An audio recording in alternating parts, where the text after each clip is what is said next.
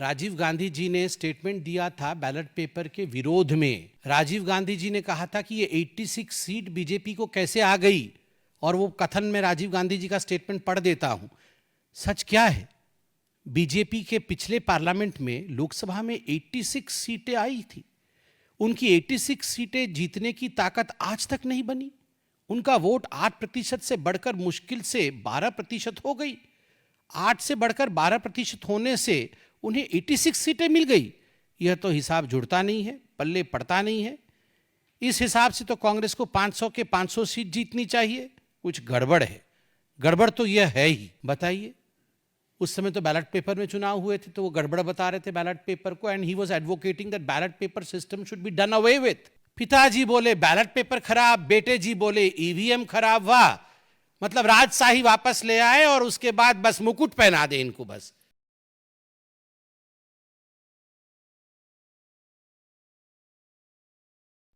इक्कीसवीं सदी का भारत एक ऐसा भारत जो अपने लक्ष्यों की ओर तेजी से बढ़ रहा है। आज का भारत केवल एक देश नहीं है, यह एक मिशन है, एक दृष्टि है और एक ऐसी प्रेरणा है जो कि हर भारतीय के दिल में धड़कती है। जहां कभी दुनिया हमें केवल एक विकासशील देश के रूप में देखती थी, आज वही दुनिया हमारी ओर देख रही है, हमारे विचारों को अपना रही है और हमारे नेतृत्व को सलाम कर रही है। इस सदी का भारत अतुल्य भारत की परिभाषा को फिर से लिख रहा है। विज्ञान, शिक्षा, खेल, कला और संस्कृति, हर क्षेत्र में हम अपनी पहचान बना रहे हैं। लेकिन फिर भी कुछ लोग इन बदलावों को अपनाने के बजाय पुराने तरीके की तरफ लौटने की मांग कर रहे हैं। क्या यह प्रगति की ओर बढ़ते भारत के लिए उचित है? आज का hot topic Congress versus BJP नहीं है, ना ही राहुल वर्सेस मोदी। आज का हॉट टॉपिक है ईवीएम वर्सेस बैलेट पेपर, और आज इसी के बारे में हम ऑल्टर ओपिनियन की वीडियो में बात करेंगे। Association of democratic reforms versus election commission of India case supreme court में दर्ज किया गया। इस केस का बेस था ईवीएम की ट्रांसपेरेंसी को चैलेंज करना। 26 अप्रैल 2024 सुप्रीम कोर्ट इलेक्शंस के लिए फिर से बैलेट पेपर के यूज़ को रद्द कर देती है और इसके साथ साथ 100% cross verification of EVM votes with VVPAT को भी रद्द कर देती है और बोलती है जैसे अभी रैंडमली 5% ईवीएम की वोट्स वीवीपीएटी के साथ क्रॉस वेरीफाई होती है, आगे भी वही होगा। ज़्यादा आगे ना, चलिए थोड़ा पीछे चलते हैं और एक एक करके समझते हैं। ट्रेडिशनली भारत में वोटिंग के लिए बैलेट पेपर यूज़ होते थे और मेरा विश्वास कीजिए, इसको समझना कोई रॉकेट साइंस नहीं है। एक नॉर्मल पीस ऑफ पेपर होता है जहाँ सभी कैंडिडेट्स के नाम मेंशन होते हैं और उसके साथ साथ पार्टी का सिंबल मेंशन होता है और कोई भी वोटर अपने फेवरेट कैंडिडेट को टिक कर कर वोट डाल सकता है। भारत में पहली बार इलेक्शन 1951 में हुए और उसी समय पहली बार बैलेट पेपर का यूज़ किया गया और इसका प्रोसीजर बहुत सिंपल है। आप वोटिंग बूथ जाते हैं, वहाँ पर आपको एक पेपर मिलता है जहाँ पर कैंडिडेट्स के नाम और पार्टी सिंबल मेंशन होते हैं।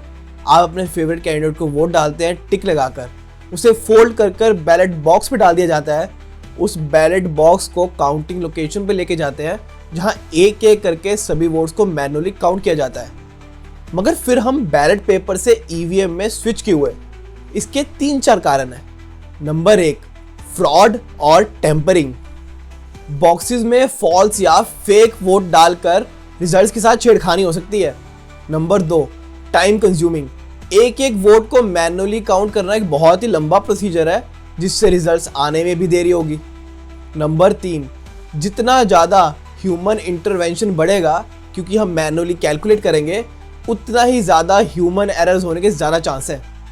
नंबर 4, अब जाहिर सी बात है कि अगर हम पेपर यूज़ कर रहे हैं तो ये इन्वायरमेंट फ्रेंडली तो नहीं है। मगर फिर भी ईवीएम को हर बार जब भी इलेक्शन हो जाए गाली क्यों पड़ती है?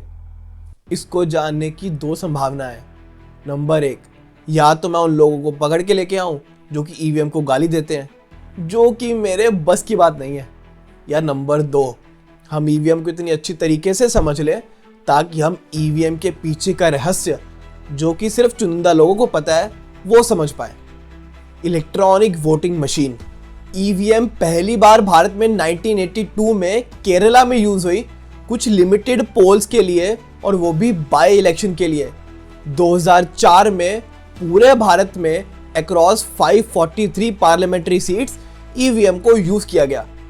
ईवीएम के साथ कुछ समय बाद वीवीपीएटी को भी इंट्रोड्यूस किया गया, जो ईवीएम के साथ अटैच होता है, जिससे वोटर्स अपनी वोट को वेरीफाई कर सकते हैं। यानी कि कुल मिलाकर ईवीएम के 3 हिस्से हैं: बैलेट यूनिट, कंट्रोल यूनिट और वीवीपीएटी। बैलेट यूनिट में सभी कैंडिडेट्स के नेम होते हैं और पार्टी सिंबल होते हैं और आप बटन दबाकर अपनी वोट डाल सकते हैं।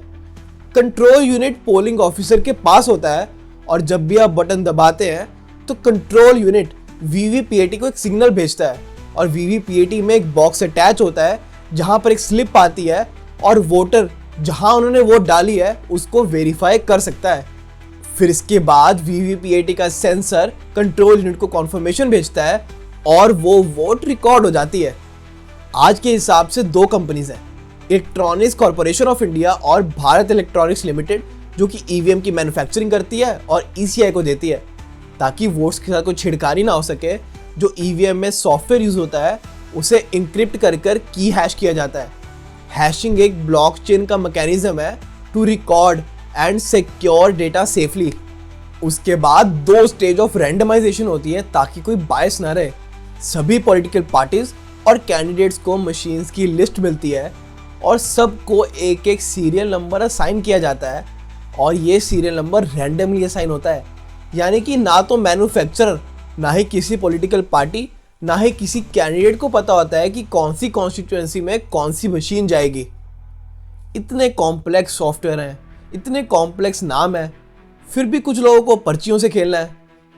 कुछ लोग बड़े नहीं हुए हैं, मैच्योरिटी अभी आई नहीं है।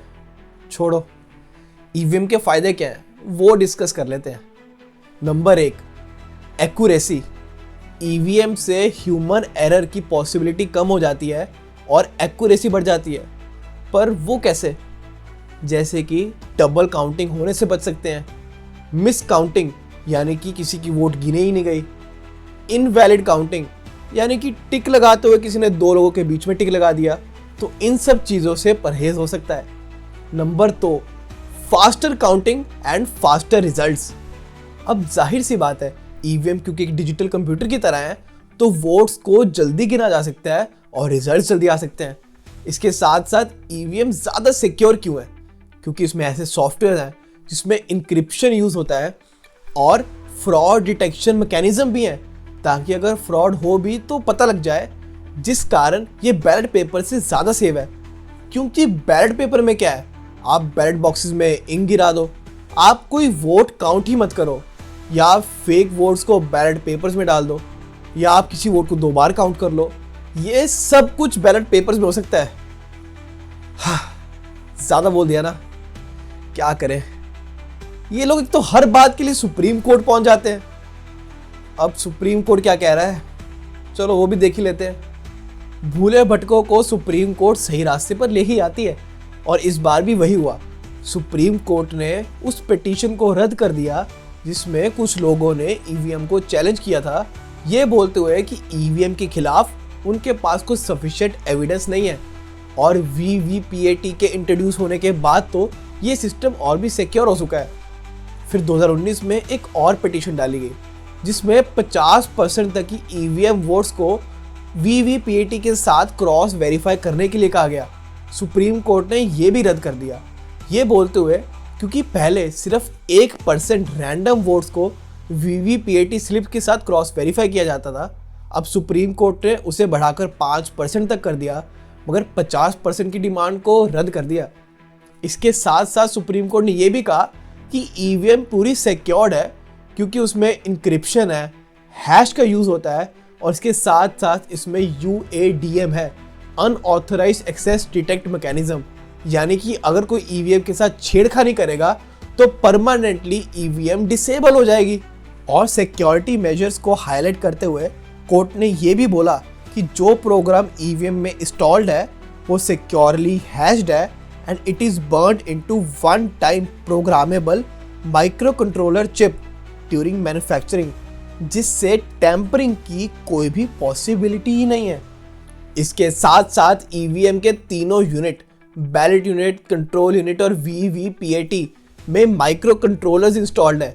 यानी कि एक बार जब मैन्युफैक्चरर ने अपने यहाँ से ईसीआई को मशीन डिलीवर कर दी उसके बाद उसमें छेड़खानी नहीं हो सकती।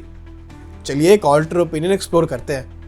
हमेशा ऐसे ही क्यों होता है कि जिन राज्यों में कुछ पार्टीज हारती हैं वहीं ईवीएम खराब होती है? भारत में 2 स्टेट्स में 7 में इलेक्शन हुए, महाराष्ट्र और झारखंड। तो सिर्फ महाराष्ट्र की ईवीएम कैसे फ्रॉड हो सकती है? दिक्कत यह है कि हमें सेल्फ इंट्रोस्पेक्ट नहीं करना है। हमें हमेशा अपना ब्लेम दूसरों पर डालना है और बाहरी वजह ढूंढनी है ताकि ब्लेम हम पे ना आ सके। हमें हमेशा जनता को फालतू मुद्दों में उलझा के रखना है, ईवीएम, बैलेट पेपर जैसे, ताकि असली मुद्दों पर सवाल ही ना आए।